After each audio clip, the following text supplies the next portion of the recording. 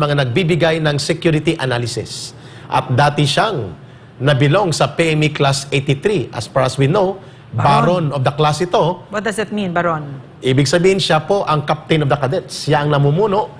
Number Number one, regimental commander Leadership. ng mga, sa leadership ng mga...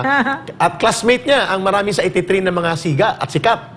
Isa dyan, si Secretary Eduardo Anyo, class 83. Secretary Allen Capuyan, 83. At marami pang maging apat yata sa class nila ang nag-Chief of Staff sa Armed Forces of the Philippines, sa class 83 alone.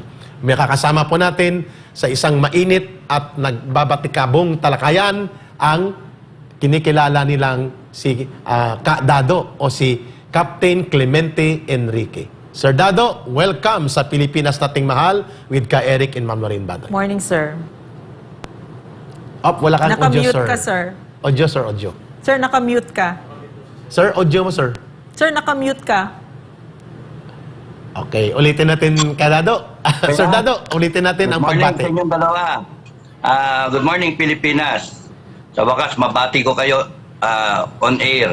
Maraming salamat sa inyong dalawa at saka sa buong NTFL CAC sa trabaho ninyong ginawang napakaganda para sa Pilipinas. Maraming salamat din po, Sir Dado, for your courage and for your dedication na ipagpapatuloy na ipagtanggol ang interes ng sambayan ng Pilipino at ng ating pinakamamahal na bansang Pilipinas even though you're not on your private capacity. Kadado or Sir Dado, tatawagin ka naming Sir Dado.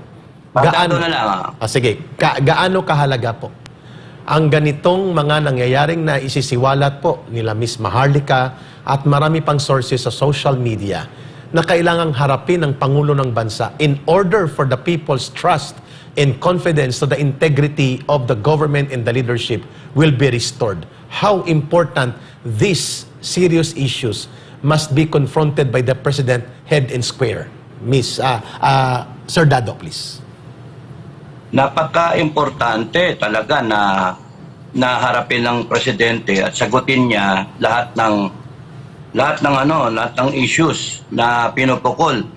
He is the commander-in-chief, he is the president, he is the leader, the father of the country, 115 million plus Filipinos. Kaya hindi pwedeng basta-basta na lang o kibit balikat, snub, deadma.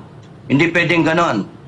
Kailangan harapin niya punto por punto. Number one na para sa akin, ang number one na dapat harapin niya.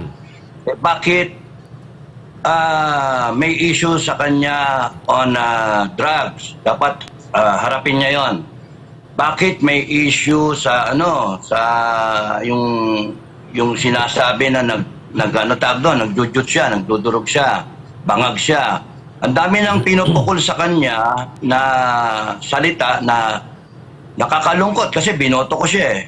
Binoto ko talaga siya. Love na love ko yung mga Marcos eh, pamilya niya. Kahit na-involved kami noon ng 86 na coup, ayaw namin kasi feeling ka namin, nagamit pa kami. Ayaw namin kasi simula nung bata hanggang sa lumaki kami, iba yung tatay niya. So, kaya nga kami, buong pamilya, binoto namin si BBM para mabigyan ng pagkakataon, ibangon yung pamilya. Tama. Kaya nga, sad to see na, ano nangyari? Ba't nagkaganyan si BBM?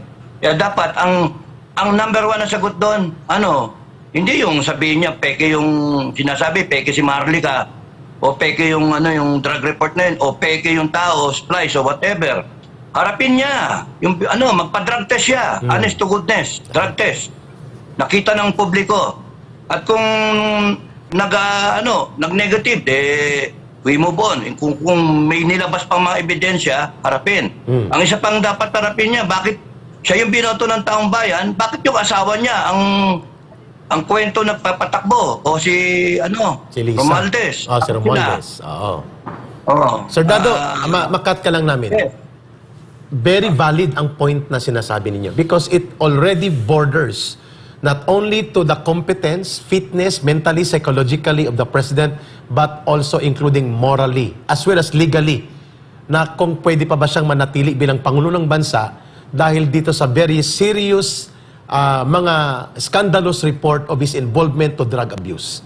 Doon mo ba tinitingnan ito na that's already beyond just his personal comfort or decision na gawin, kundi mandatorily para i-protect ang office of the president na siyang may hawak ng mandato. Tama po ba? Correct. That's why my message to the armed forces, tsaka PNP, my message to you guys, in the AFP, PNP leadership, wag kayong matakot na karayin yung presidente, commander-in-chief. Sorry, sir. Sorry. But we have to honestly show to the public na meron kang magpa-drug test ka. You are the commander-in-chief. Papasok kami sa gera para sa iyo. Pagka-inorderan mo kami. Magpakamatay kami para sa bayan, para sa inyo. Pero, gusto lang namin malaman na ikaw ay hindi bangag. Yun lang yun. Laro. You are the commander-in-chief. You are the leader of the country. We cannot and should not follow an illegal order because nandun yung lingering question na ano ba state of mind nito? Ipapasok mo kami sa gera, BBM.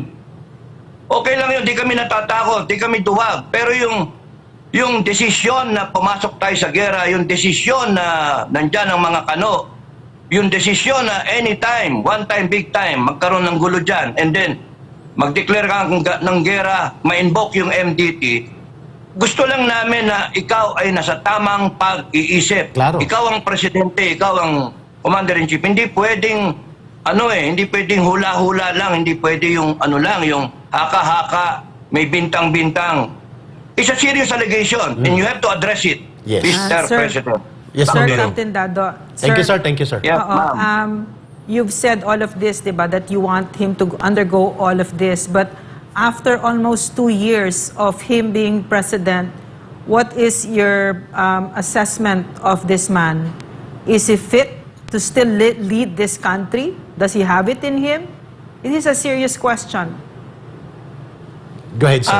Honestly, from my point of view, as honestly as I can answer it, hindi Yari tayo talaga in as much as gusto nung matapos siya hanggang 2028 para lang yung Marcos legacy na yan, pero hindi kaya Hindi kaya talaga. Kasi, Because? dalawa yung problema Yung leadership na pwede pang mabago. Yung leadership pwedeng mabago. Pero yung character, hindi pwedeng mabago basta-basta. You cannot continue on like that. Kung kunyari, kitang-kita naman nating lahat, may namamatay, anong ginagawa niya? Biyahe siya ng biyahe. Hindi naman dapat magbiyahe. Ang daming mga telltale signs na kulang siya sa puso para sa Pilipino. Yung parang lang siya, icing ng isang cake. Kunwari, balat kayo, yun ang tingin ko. Pwede yung sabihin mali ako, pero sabi ko nga, as honestly as I can tell you people of the Philippines, ang presidente natin, kulang sa pagka-Pilipino, kulang sa pagiging ama, kulang sa yung daman-dama mo sana yung meron kang, you can go on every day with your lives na knowing na kahit anong mangyari, meron tayong isang ama na he's got our back. Yes. Hindi yung Amerikano sasabihin, I've got your back. Ito, presidente natin, inaasahan natin, na wala naman May namatay doon sa Mindanao, may mga nabaha, may mga na-landslide, may nabomba, may namatay na sundalo. Nasaan siya? Wala Sir, wala. Tapos Sir, delayed reaction siya. Sir, what are the, because you're a security analyst, diba? Could you make us understand better ano yung implications nung yung nilabas ni Eric dito ngayon at saka ni Maharlika yung i-intervene ni Lisa Marcos doon sa extraction sa Turkey, yung nakikialam siya sa pamamalakad ng ISAF. Bilang perspective as a former military officer. Go ahead, sir. What are the implications? How serious is that? Hindi pwedeng pambira, first lady lang naman siya, lumagay siya sa ayos. Si Imelda ba nakialam? Hindi naman nakikialam si Imelda. Patayo-tayo siya, pabil-bil. Pabiyahe-biyahe siya para on behalf of the president, meeting leaders of countries. Pero yung ganyan, pakikialaman mo yung isa, pati mga appointments sa armed forces, pakikialaman. Mali naman yun. Dapat nga si Presidente ang nakikialam dyan eh. Pero ang Presidente hindi nakikialam. Bakit nakikialam ang asawa ng Presidente? Wala siya sa hulog. Yung First Lady natin. At yung Armed Forces natin, nawawala sa hulog kakasunod sa kanya. Armed Forces, alam naman natin eh. Wala yan. Hindi dapat ganyan eh. Hindi Sir, dapat ganyan. Sir, Yeah. you've touched on something that you precisely touched the point no that concerns me, yung epekto sa Armed Forces of the Philippines. Yan. Kasi alam natin, very professional ang mga sundalo natin at ang AFP natin. Ano yung implications nun and how will that look like just not today but in future generations? Go ahead, sir. Magbe-break yung parang rubber band yan eh. The rubber band will be stretched to the limit. That's what Lisa Marcos is doing. That's what BBM is doing. Ma-overstretch yung pasensya ng Armed Forces. Even if, kunwari, let's assume for a moment na yung mga general, hawak nila. It was proven in EDSA 1 na yung mga tao, hindi nila lahat hawak. Kaya nga, that's why, sinabi na nila pinagbabawal nilang manood ng mga sundalo. And I know the soldiers will resent that. They resent that. Ba't po kami pagbabawalang manood ng gusto naming panoorin? Anong klase kayong mga... What's that? What is this? Mga I'm pinuno? sorry. We Sir? have our rights. I'm sorry, you sir. You want Sir, us to excuse, sir. defend the country? Yeah, to sir, ano fight yung- anyone? Yeah, sir, ano yung threatening the country? Yeah, I missed it. Ano yung pinagbabawal na panoodin sa soldiers? Ang TikTok. Yung TikTok magpanood bawal. ng mga social media na kagaya ng vlogger, kagaya si Marlica, pinagbabawal. pinagbabawal. Bawal. Diba? Pati yung mga At iba, TikTok ng China. pati yung TikTok. Bakit ano ba tingin nila sa Armed Forces? Mga bobo, mga walang alam, walang pinag-aralan, mga bata. Professional nga yung sundalong pinagsasabi eh. Let the soldiers bring in the information in their head and then ikuti-ikut dito, maintindihan, and then marunong yung Armed Forces na Yes. to determine. The same way kung ano man yung order na binibigay sa mga sundalo, alam ng sundalo na kung legal yung order o hindi, nakikita yan. Hindi porke sumusunod ang mga sundalo natin, ibig sabihin, hawak ninyo lahat yung sundalo. No. Ang Correct. ano lang dyan, yung abuso ninyo, yung abuso ng administration will come to a certain point na magbe-break yung yung chain of command. And that has been proven over time, not only in our country but in other countries as well. Sir Dado. Magbe-break yung chain of command. Sir Dado, Yung- excuse me. Sir Dado. Yes, go ahead. Napakaganda po ng tinutumbok ninyo. Inaabuso ang pasensya ng sundalo, pilit na kinukurap ang professional organization ng Armed Walang Forces of the respeto, Philippines. walang respeto. Respeto sa kanyang lugar, sa presidente. Hindi siya dapat nangingialam sa pamamahala ng gobyerno. Much more sa mga security matters Walang pertaining respeto to sa the sundalo. operations of the Armed Forces. Sir Dado, I am a civilian observant. You were part of the military officers hierarchy nung panahon nyo. I am scandalized. Nababastusan ako sa ginawa ng First Lady na ito. Na parang siya pa ang Commander-in-Chief, walang pakialam ang asawa niya na elected Commander-in-Chief at Presidente, at siya ang nagdidirihin ng operasyon ng ISAP in a foreign country, utilizing resources and personnel at the danger na pwedeng mahuli, pwedeng matimbog, pwedeng magkaroon Yes. ng bulilyaso. Yes. And yet, she doesn't have any iota of accountability at wala siyang pagsisisi. Ang yabang-yabang niya na para bagang siya ang may control ng armed forces at nasasaktan ako na natatahimik at natatameme ang liderato ng ating armed forces at security sector para itolerate ang ganitong kagarapal na pangingialam at pang-aabuso. I feel very strongly about this na aawa ako at hindi ko matitimo sa isipan kong na nangyayari ito this early. Sir Dado, your reaction to Also, that? wait. Yeah, ma'am. Also, if you listen to that conversation, nakasusulasok. Yes. It's so napaka-oligarkyo, napaka-elitista. It's like they're talking about buying a pair of shoes and the tone was so elitist. It's just so As disgusting. if, ma'am, They're talking about lives Sir of Dado, people. as if private army nila ang armed Yeah, forces like of the they Philippines. This is the disrespect towards the AFP. It's nakakagalit.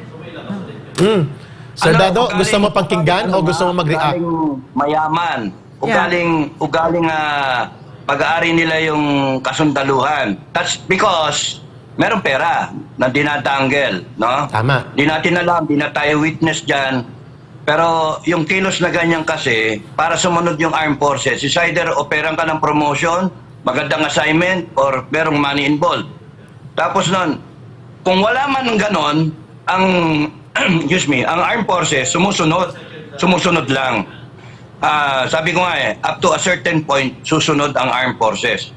Sa AFP kasi, professional, obey first before you complain. Tama. Ade pagka nag-utos, yung isap-isap na yan, merong sinabing extraction, kamot ulo yung ano ba to? Ewan ko ba? Tapos susundin lang yan. Pero nakatuon yan sa utak ng mga officers and men concerned.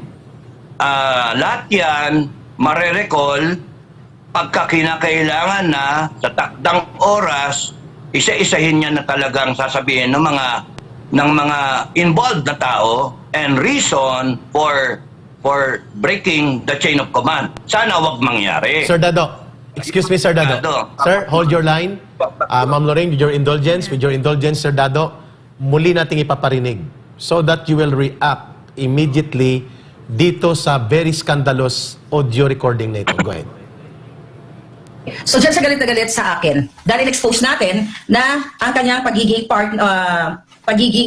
utak ng sindikato. Okay, utak na pagdukot nga ng mga bagets. So narinig nyo na yan, pero dyan siya galit na galit dahil dyan sa message ko yan, balikan nyo lang yung 2-3 video ko about it, na talagang siya ay parte ng pag-extract sa mga bata. Diba? Pinatunayan yan mismo ng audio ng kanyang social secretary ni Marcos Jr. na si Bianca Zubel, na kung saan na nakiusap kay Lisa Ahas Araneta Marcos na i-hold muna ang pagpapalit sa ISAF ng chief dahil nga nasa Turkey na ang mga inutusan ni Lisa para dukutin ang mga bata. Yun yung mga anak ni Chua, right? So ito, pakinggan ulit natin para sa kaluwanan ng ating bayan.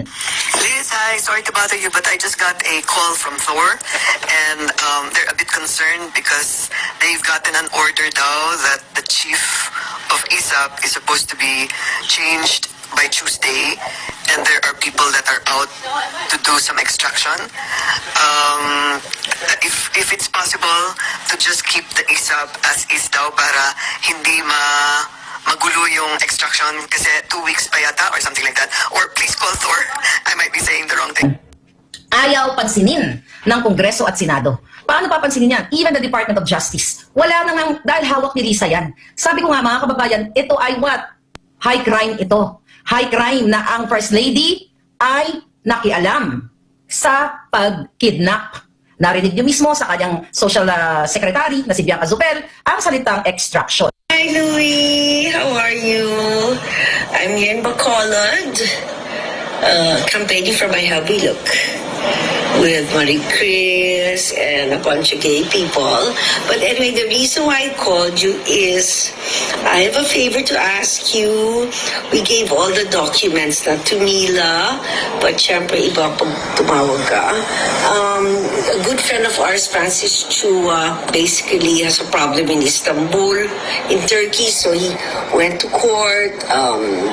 The judge issued an order in his favor, so now we're just having everything authenticated so that it can be served in the embassy in Istanbul, right? So Mila has all the documents. I won't bore you with the details, but if you could call Mila and just give it a little push. Everything's above board, don't worry. I'm very good at that. But yeah, that's it.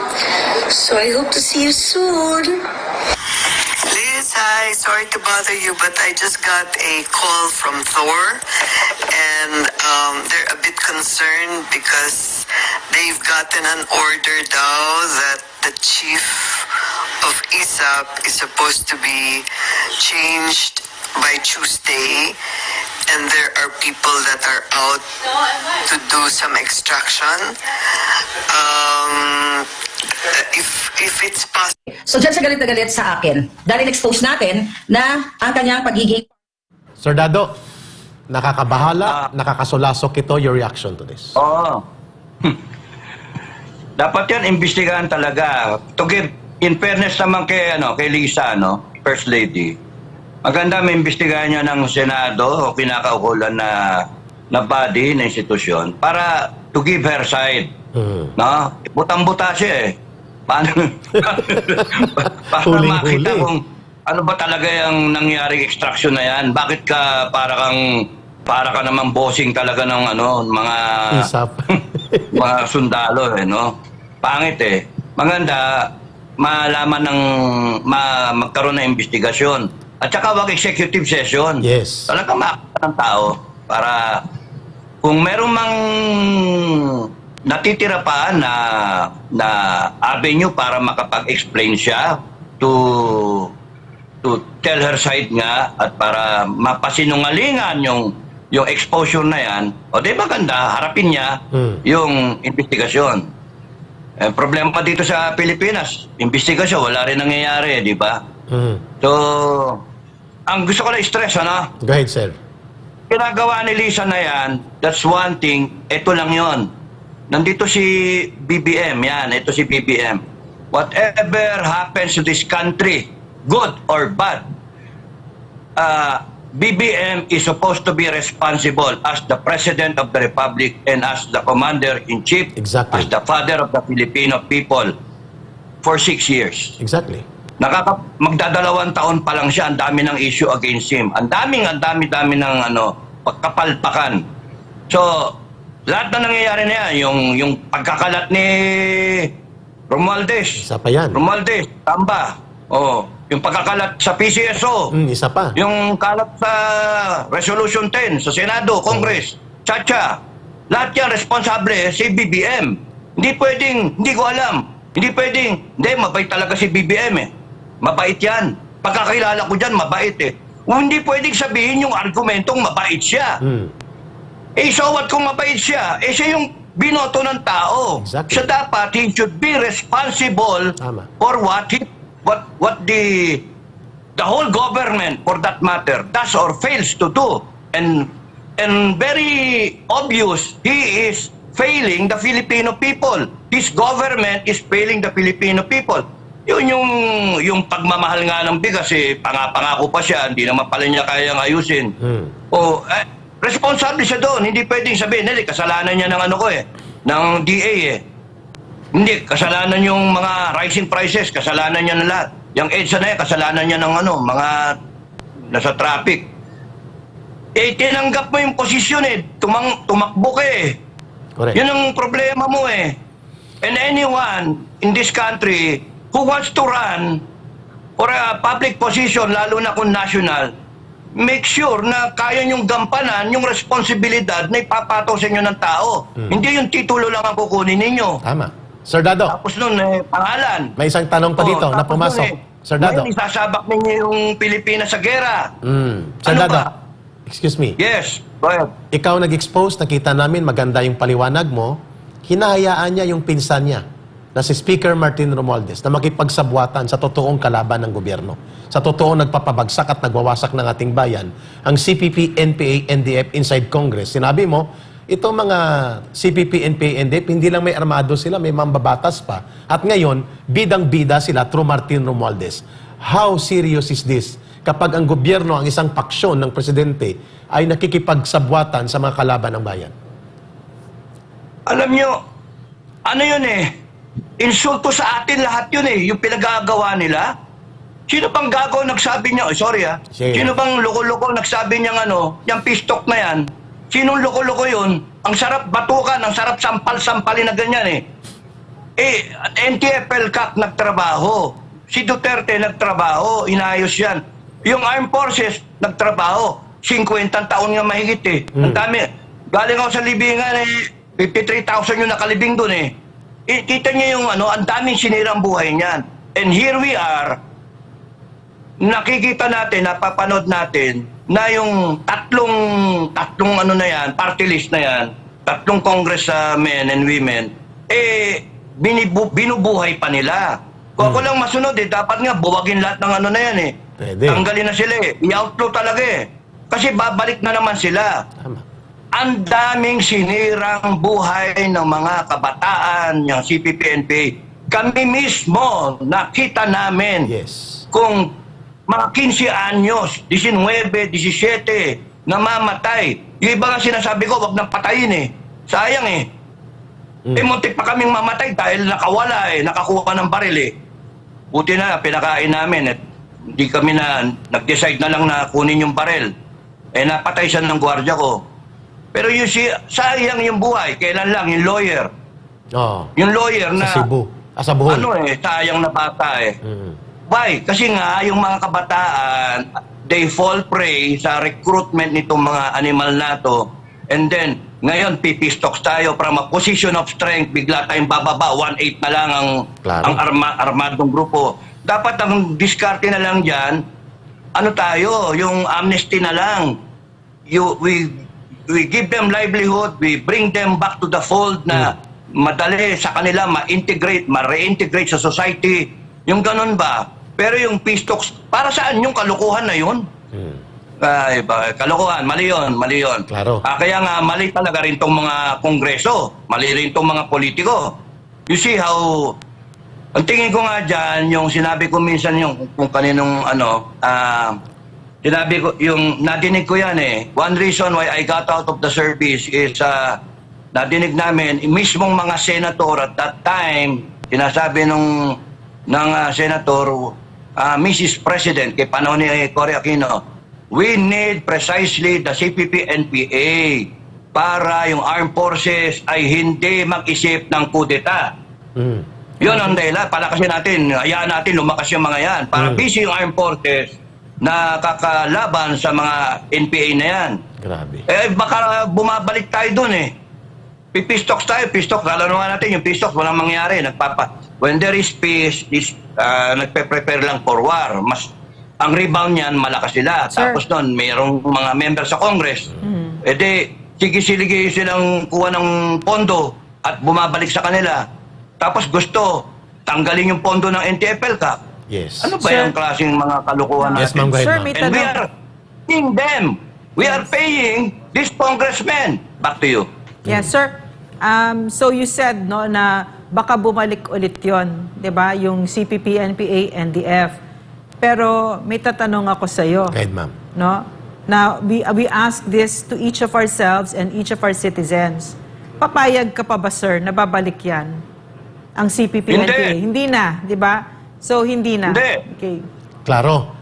Sir Dado, napakaganda ng talakayan natin ito. Nilinaw mo yung tatlong mahalagang punto kaagad. Sagutin ng Pangulo ng Bansa ang drug-related issue na siya ay wala sa tamang pag-iisip, unfit to govern, and incompetent to remain in power unless otherwise sagutin niya ng tama at transparent, it will linger as problema sa kanyang pamumuno. Number 2, sinabi mo, hindi pwedeng hayaan niyang nangingialam at umaabuso sa kapangyarihan ang wala namang mandato at iligal na ginagawa ng kanyang asawa bilang First Lady. At pangatlo, sinabi mo, hindi pwedeng hayaan niya ang bogus na pistoks at lituhin ang mamamayan at mamamayagpag muli ang pakikipag-alyansa ng ilang paksyon sa kanyang administrasyon, kagaya ng kanyang pinsan, sa mga party list at urban operatives ng CPP, NPA, NDIP. Magandang tatlong mahalagang punto po ang inilatag ninyo. Sa panghuli po, saan nyo nakikita patungo ang ganitong pagbabaliwala, insensitivity,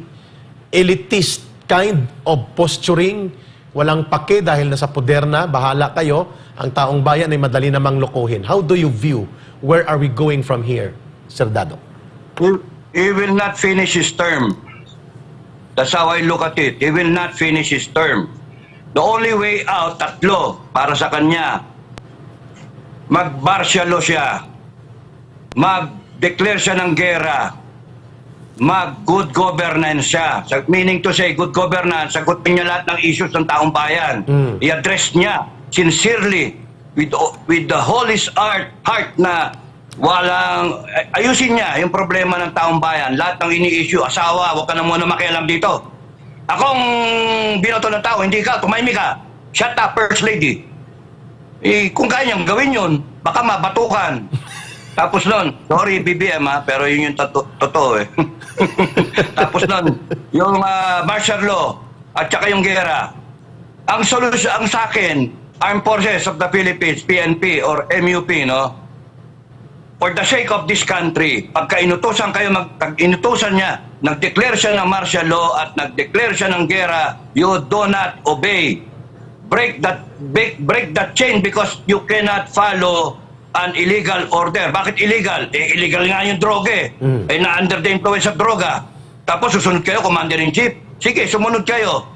Babagsak tayo sa talagang gera. Mahati yung armed forces. You will be surprised, mahati yung armed forces. Ang gusto natin, buo ang armed forces. Correct. You'll find out na yung itaas, intact kayo. Yung ilalim, wala. Parang nangyari doon sa EDSA, EDSA 1. Ganun naman, history eh. It will repeat itself. Ang kinakailangan, yung style EDSA 2, buo yung armed forces. Na ang pinag-uusapan lang to, waiting. Eh ngayon ang pinag-uusapan, ang dami. Droga, gera, CPP, NPA, kurakot, ang daming issue. Taas ng presyo. Tapos susundan natin ng isang presidente hanggang 2028. No. Hindi na pwede. Taong bayan talaga magigising. Kung marami pang tulog, hintayin nyo, magigising ang taong bayan. Because nararamdaman nila. Ngayon takot na sila. Ayan na, rise of drugs. Marami na. Tapos sinasabi, hindi kailangan ng war on drugs. Eh, nako. Kasi nagagalit yung tao. Nadadama ng OFW. Yung problema, nadadama ng mga men in ranks. Men in uniform na active at mga hindi active, yung mga retired. Parehas na sinasabi, parehas. Or info ng mga intel. Parehas ang sinasabi ng mga active natin na mga men in uniform at mga retired. Yung mga general sa itaas, iba yung sinasabi. Ewan ko kung saan Pilipinas nandun kayo. Ang alam ko, yung Pilipinas na tinitirang ko ngayon, napaka-clear and present danger na pwede tayong bumalik sa, way down. Eh, nako, kaya nga, nasa atin din, nasa taong bayan. Baka matake ko, back to you. Sir. Soldado talaga. Sir, hindi ko lang alam kasi ang napag-usapan mo kasi yung AFP, di ba? Yung paniniwala ko kasi, this is reserved for the AFP, for the PMAers. Dahil ito yung community na kilala ko. But certainly, it also includes the officers, non-commissioned, lahat yan. Lahat ng officials. But I'm talking only about the PMAers kasi yan nga yung kilala ko. Diyan ako, and it is my firm belief. It's certainly not perfect. No? Hindi talaga perfect. May mga kurakot din dyan. Marami. No?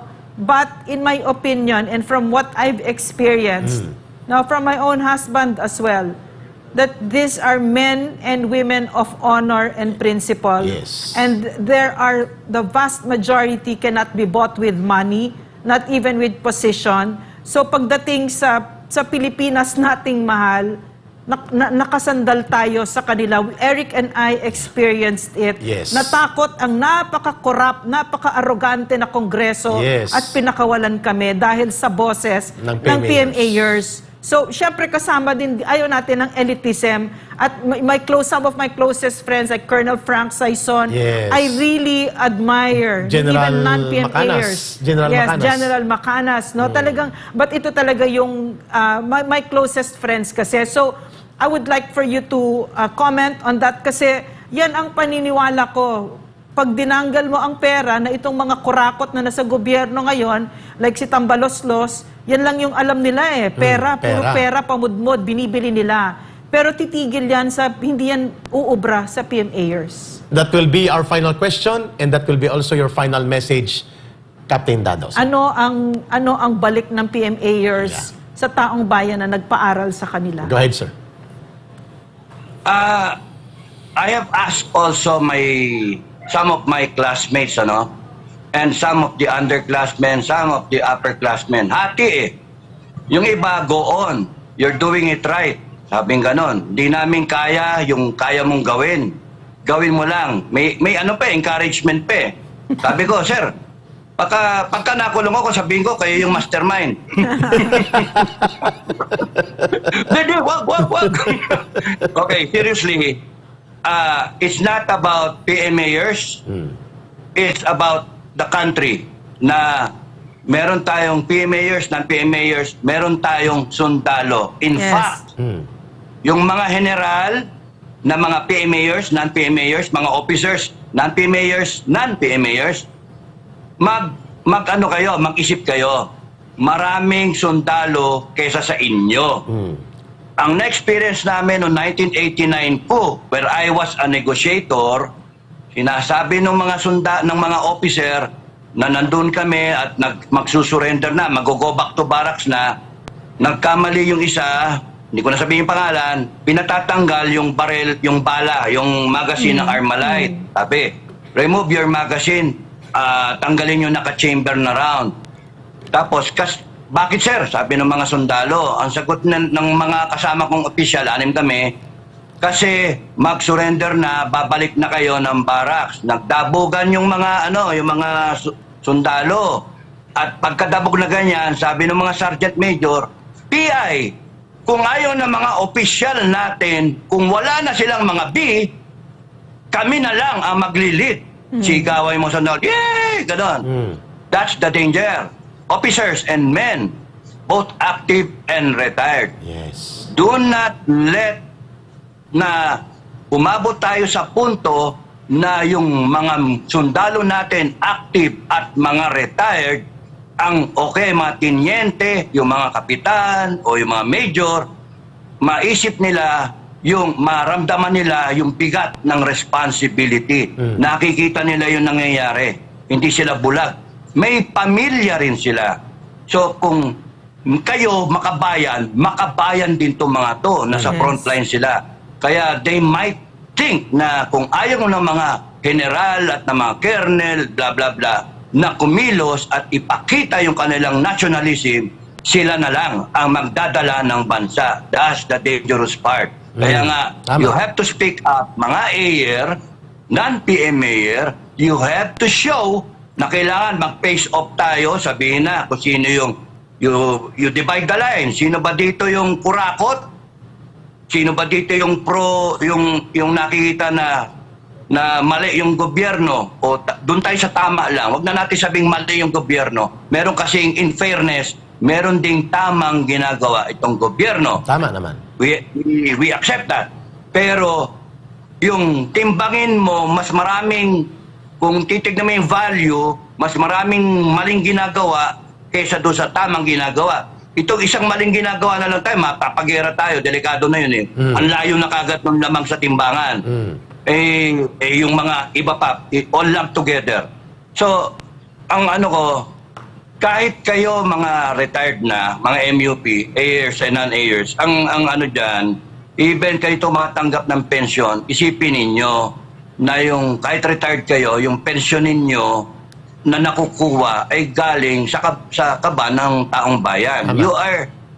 You are still duty bound, honor bound to serve the country. Yeah. And you demand people, we demand each other, Filipinos, to serve the country, to be a Filipino. Claro. And kayo nga dapat ang mas mabigat yung requirement, yung expectation ng taong bayan, because tayo ang pinag-aral ng taong bayan once upon a time in PMA, once upon a time nung official tayo, nag-schooling tayo, and once upon a time nung na-retire, nag-full service, and then ngayon nagpe-pension kayo. Mas madapat madaman ninyo yung pressure na naka-clear and present danger yung bansa natin. Hindi ako rumormongerer, hindi ako warmongerer. Nakikita ko lang na talagang delikado tayo. Yes. The WPS escalation can happen any time of the day. Correct. From now hanggang November, US election, Biden needs the war. So, kinakailangan niyang paguluhin dito sa Asia. Tayo yung proxy eh. Yeah. Sa Europe, ang proxy, Ukraine. Sa Middle East, ang proxy, Israel. Binitawan niya parehas eh. Binibitawan niya. Tayo, payag tayo maging proxy, pwede tayong bitawan anytime. Naniniwala ka sa I've got your back. Sabi ka ni MacArthur eh, I've got your back, and then biglang I shall return. 4 na taon. Oo. Namatay. Ang daming Pilipino. Almost 1 million Kaya, ang patay sa atin. We have to accept our duty and responsibility as a Filipino na mas mataas yung expectation. Yes. AIRs and non-AIRs. Yes, sir. Para ma-lead natin yung mga tropa natin. kahit retired na tayo, malid natin yung mga tropa natin sa tama para malid natin yung mga civilian natin sa tama. Baka mamaya, magkano na yan, mga may armado eh. Ang dami naman may lisensya. Mamaya, sila-sila, they will say, tayo na lang, kami-kami na lang. O, paano na? And then you will have a civil war. Yes, yun nga. Ang iniiwasan natin, Captain Dado. Na Sir. Harap tayo. Ayaw natin noon. Yes, Kasi sir. yun ang gusto ng China. Magkagulo tayo. Tayo. And then tatawa siya. Sige, magpatayan kayo. Exactly. O, di ba? Sir Dado. Saka sila kukuha ng teritoryo. Ang ganda ng Bago sila- talakayan natin, Sir Dado. Thank you, Thank you sa inyo. At natutuwa kami na huwag napakaganda kayong ng talakayan na ito. Yeah. Oh, kung nandyan na ako, yayakapin ko kay parehas. Thank you. Malaking bagay kayo. Huwag kayong magsasawa. Huwag kayong matatakot. Huwag kayong matatakot. Pag kami umapis sa inyo, sabihin sa akin. Sir Dado, Yayakapin ko rin. maraming salamat for your continuing love for this country and for your standing up to the dignity and to the integrity of a PMA graduate like you. Na tamang maninindigan sa bansang ito sapagkat ang utang na loob natin ay ang sasambayan ng Pilipino, hindi sa ninumang politiko. Sir, nakamute ka. Kayo matakot. Ayun God na. is always in control. Yes, sir. Sir, maraming salamat. Mag-ingat ka rin and see you more Thank you for sa ating program. for lending your voice, sir. And once a soldier, always a soldier. Yes. Thank you, sir. Maraming salamat kay retired Army Captain, U.S.